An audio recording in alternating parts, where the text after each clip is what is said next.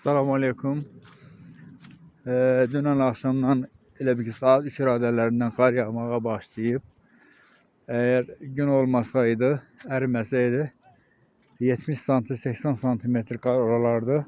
Halbuki bugün isti oldu, qar əridi. Yerdə 20-30 sm qar var idi. Bu dəqiqə 15-20 sm qar var. Hələlik ki qar kəsilib, amma yağış sənliyir. Yəqin ki, bugündən sabaha kimi də ya qar ya da yağış yağmaq ehtimalı var.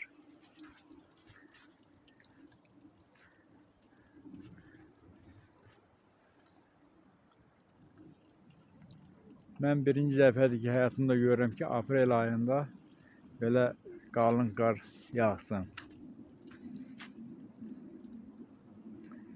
Şükür Allaha ki, yolumuz daima açıq olub.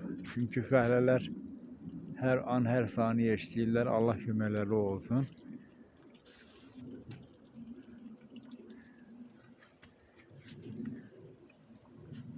Baxmayın ki, qar yağıb, ancaq Xınalıda həyat hələ donmur.